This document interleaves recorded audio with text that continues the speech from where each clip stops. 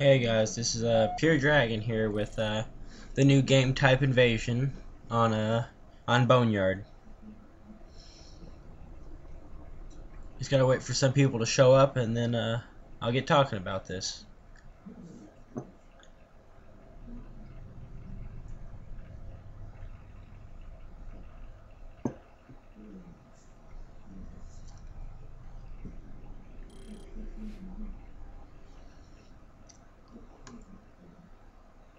You have two game types: Invasion, which is elites have to try and take over 3 areas in order to get to, or 2 areas in order to get to a core, which they have to then transport to their Phantom, which is what we're going to end up playing here.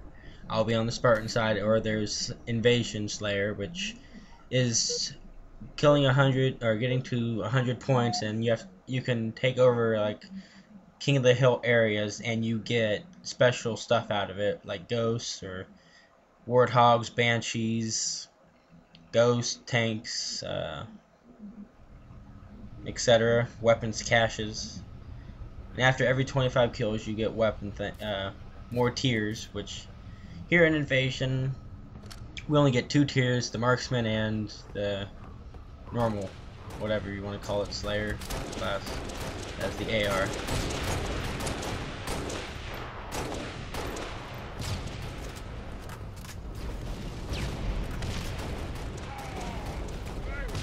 So here I'm just kind of waiting around for some people to show up, because I don't feel like actually dropping down there and just trying to fight them face to face. You start off with 2 classes, or 2 tiers, as it says in here. After the elites take over this first area, which they end up doing, in my game, they get all the way to the very end, so you'll actually be able to see all 3 areas of this map that you have to guard, watch over, etc. And once they do that, then you unlock, they give you new tiers, which they'll give you the Recon Marksman, and which instead of having 1 grenade has 2. And then they'll give you an Assault class, which I think has armor lock on it after they break down this area. And when they do break down this area, the elites get a weapons cache that have the plasma launcher and the focus rifle.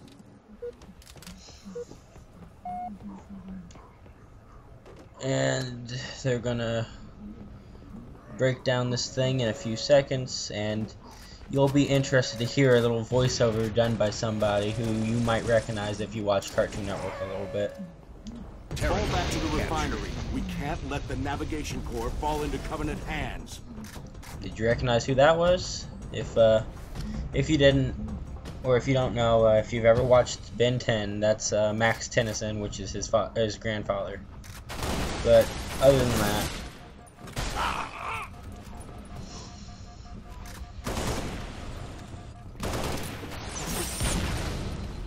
the elite's weapon cache will show up right here with the plasma launcher and the focus rifle. Stuck that guy. And you get to choose where you get to spawn it. You can spawn near your partner, which is why they put you in 3 teams of 2 for each side. And this is the Warthog for each. It handles just like the Warthog from Halo 3, but a little bit more durable, and handles a little bit more smoothly than the other one. You can have more control over it.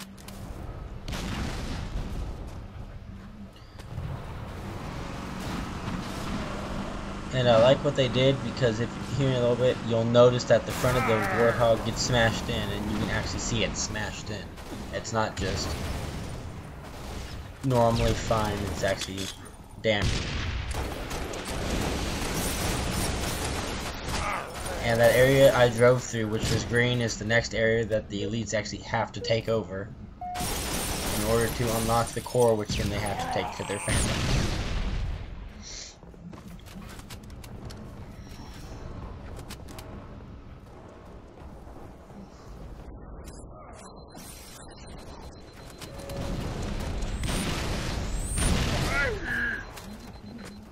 up here spawns a weapons cache for the Spartans, which consists of rocket launchers, sniper rifle, and a Spartan laser.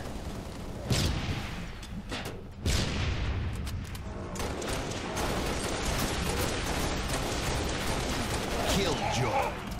Revenge. And if you notice the little red beeping dot, that's saying that your partner wants to spawn next to you and you're not in a safe area, or you're doing something that does not allow him to spawn.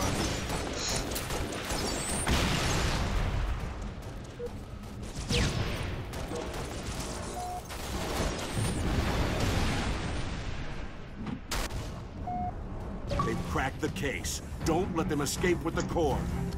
Now they've unlocked the core, which allows them to take hold of the core, which you'll see in a little bit, and actually walk out of there to their spawn, which you'll see in a little bit. Not their spawn, but their objective.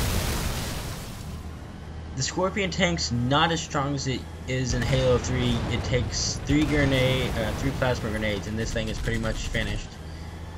And you'll notice the vehicle catches fire, and once a vehicle catches fire, you do not want to stay in it because it will explode. It's more not like Halo 3, where if your vehicle's on fire, you can just keep driving it. You'll see what I mean here in a little bit, because I get betrayed by an enemy who was shooting an elite that was in here, and he missed a few times, and that makes it so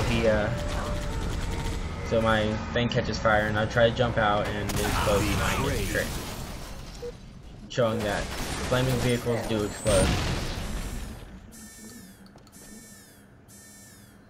And once the core is unlocked, you get 4 tiers, which is the Grenadier, which has the grenade launcher and the assault rifle.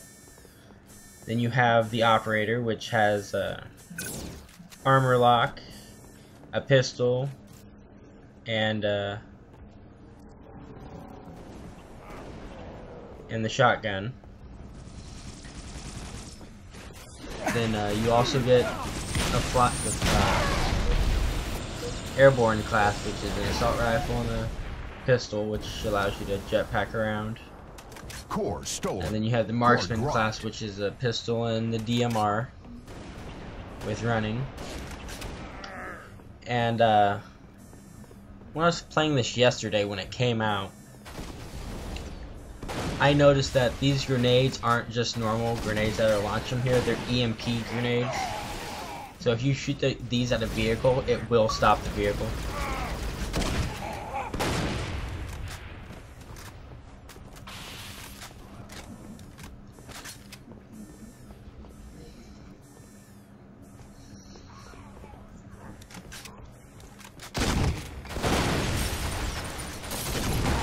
Revenge.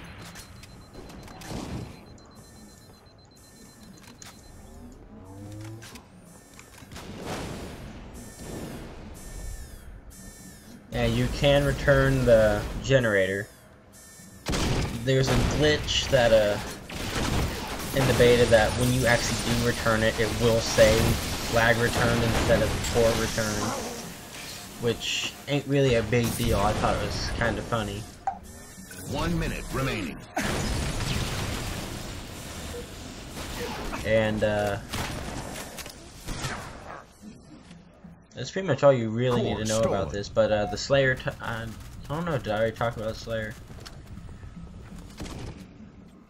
Well, if I get into a Slayer type, I'll, which I normally probably will not, I'll make a video over that. But knowing how many times I played Slayer, which is like 4, you probably won't see it, but the time here is going to run out on them, and the Spartans will win. This is not double-sided, so once one team loses, it switches over the game, and it makes it on the other teams, and they play the opposite side. It doesn't do that. It's over once it's over. So yeah, 10 seconds remaining. Thanks for watching the video, guys, and I hope you guys will stay more ready for Halo Reach. Core stolen. Core dropped. Great job, Spartans. The Flyboys will take care of the rest. Spartans